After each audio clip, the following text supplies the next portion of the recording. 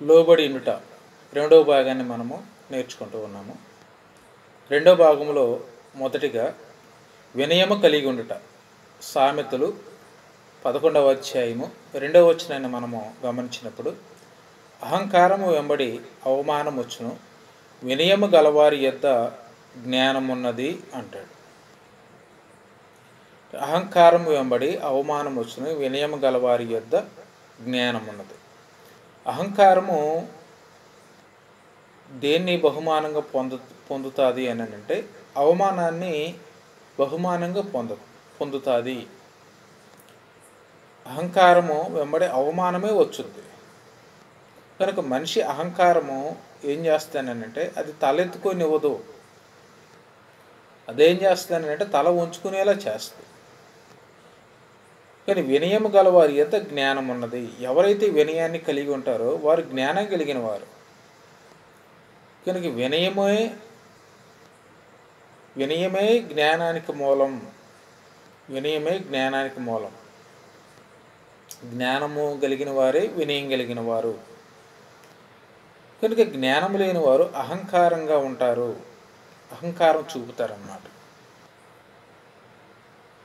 అంటే ఏది చెప్పినా కానీ అహంకారంగా ఉండటం, గర్వంగా ఉండటం, నువ్వు చెప్తే నేనేంటి వినేది అనే విధంగా ఉంటారు.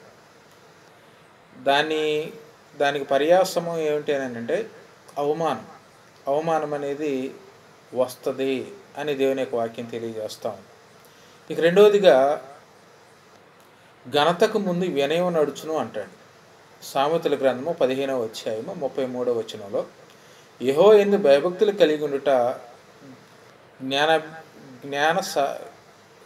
జ్ఞానాభ్యమునకు జ్ఞాన సాధకము, ఘనతకు ముందు వినయము నడుచును అంటాడు. అంటే యెహోవా యందు భయభక్తులు కలిగి ఉండుట జ్ఞానాభ్యాసమునకు సాధకము, ఘనతకు ముందు వినయముండును అంటాడు. అంటే ఘనతకు ముందు వినయం ఉంటుంది.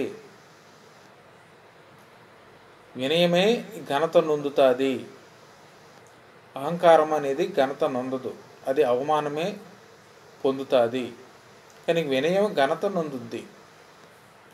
యేసుప్రభువు వారు కూడా అంటాడు కదా, తనను తాను తగ్గించుకున్నవాడు హెచ్చించబడును, తనను తాను హెచ్చించుకున్నవాడు తగ్గించబడతాడు. అంటే ఎవరైతే వినయం కలిగి ఉంటారో వారు ఘనత నొందుతారు. కానీ వినయం లేనటువంటి వారు అవమానాన్నే పొందుతారు. మూడవదిగా వినయము గలవారు ఉగ్రత దినమందు దాయబడతారు అంటాడు. జపన్య గ్రంథము 2వ అధ్యాయము 3వ వచనంలో, దేశంలో సాత్వికులై ఆయన న్యాయ విధులను అనుసరించి సమస్త దీనులారా యెహోవాను వెదుకుడి.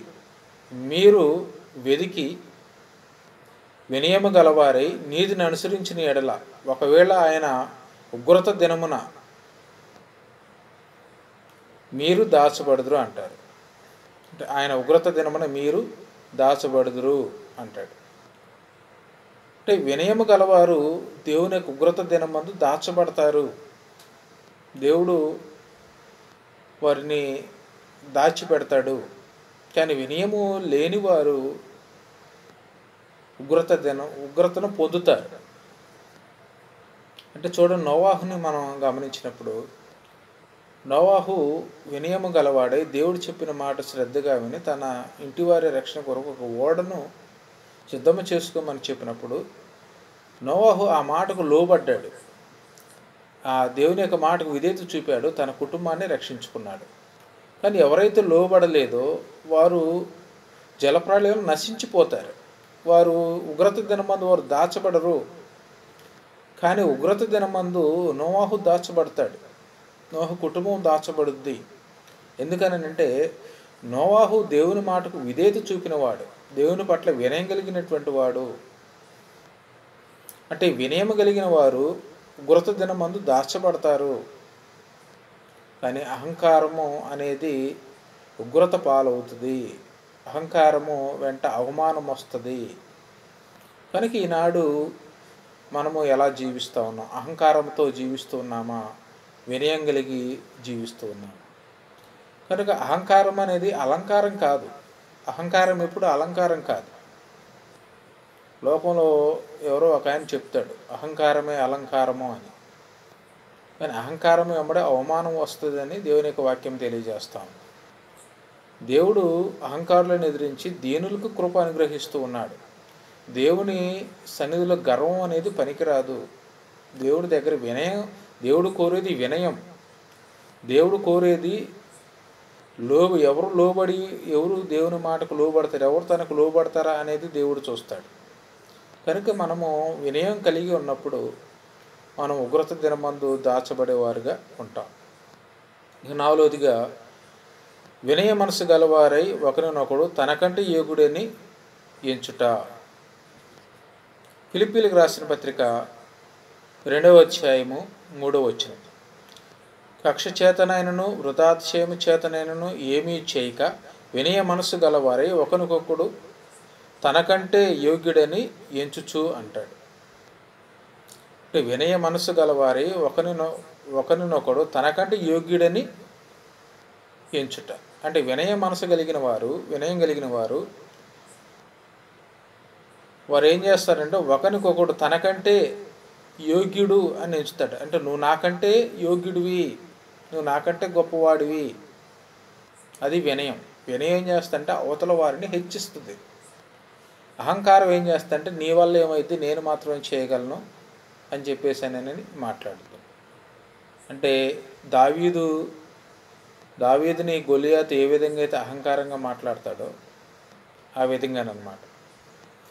కనుక దేవుని యొక్క పిల్లలైనటువంటి వారి జీవితాల్లో వారు వినయం కలిగినటువంటి వారు, తమకంటే సాటి సహోదరుని యోగ్యుడిగా ఎంచేటువంటి వారు.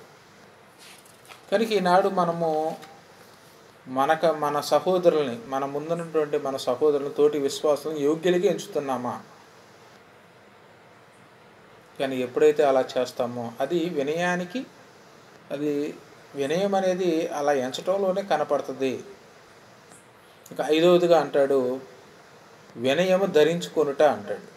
కొలస్సీలకు రాసిన పత్రిక 3వ అధ్యాయము 12వ వచనం. కాగా దేవుని చేత ఏర్పరచబడిన వారును పరిశుద్ధులను ప్రియులైన వారికి తగినట్లు మీరు జాలిగల మనసును, దయాళత్వమును, వినయమును, సాత్వికమును, దీర్ఘశాంతమును ధరించుకొనుడి అంటాడు. కనుక ఏది ధరించుకోవాలి అని అంటే మీరు వినయము ధరించుకోవడం. కాగా దేవుని చేత ఏర్పరచబడిన వారు పరిశుద్ధులను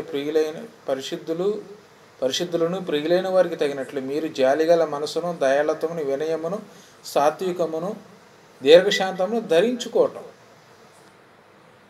కనుక వీటిని ధరించుకోవటం ప్రియులైన వారికి తగినట్లుగా మీరు జాలిగల మనసును ధరించుకోవటం. కనుక మనం పాఠంలో మొదటిగా చెప్పుకున్న విధంగా, చిన్నలారా మీరు పెద్దలకు లోబడి ఉండండి, ఎదటివాని ఎడల దీన మనస్సు అన్న వస్త్రం ధరించుకోండి. కనుక ధరించుకోవటం, మనం వెలగల వస్త్రాలను ధరించుకుంటాం, మనకి అవి వన్నె తెచ్చే విధంగా బంగారు ఆభరణాలు ధరించుకుంటాము. ఇంకా విలువైన వస్తువులు మన ఒంటి మీద ధరించుకుంటాం. కానీ దేవుని దృష్టిలో విలువైనది ఏమిటనంటే మీరు ఎదటివాని ఎడల దీన మనసు అన్న వస్త్రాన్ని ధరించుకొని మిమ్మల్ని మీరు అలంకరించుకోండి. అంటే దీన మనసుతో అలంకరించుకోవటం, జాలిగల మనసుతో అలంకరించుకోవటం. కనుక వినయముతో అలంకరించుకోవటం, సాత్వికంతో అలంకరించుకోవటం, దీర్ఘశాంతమును ధరించుకోవటం. కనుక వీటిని ధరించుకోమంటున్నాడు. వీటిని ధరించుకున్నప్పుడు మనకేం అనుగ్రహించబడుతుంది అని అంటే దేవుని కృప అనుగ్రహించబడుతుంది. వీటిని ధరించుకోకుండా అహంకారం కలిగి ఉంటే దేవుడు అహంకారులను ఎదిరించి దీనులకు కృప అనుగ్రహిస్తాను అంటున్నాడు. కనుక మనం ధరించుకోవాల్సిన వాటిని వదిలేసి లోకంలో విలువైనటువంటి వాటిని, లోకంలో మన స్థాయిని పెంచే వాటిని మనం ధరిస్తూ ఉన్నామే. కానీ ఆత్మ సంబంధమైన జీవితంలో మన స్థాయిని పెంచే వాటిని ఈనాడు చాలా తక్కువగా వీటిని ధరించుకోవటం అనేది చూస్తూ ఉంటాం. కనుక ఈనాడు మనం ఏమి ధరించుకుంటున్నాం అనేటువంటిది మనం గ్రహించుకోవాలి. కనుక దేవుని చిత్తమైతే 3వ భాగంలో మరికొన్ని విషయాలు మనం నేర్చుకుంటాము. అంతవరకు దేవుని కృప మనందరికీ తోడై ఉండును గాక. మీ అందరికీ వందనాలు.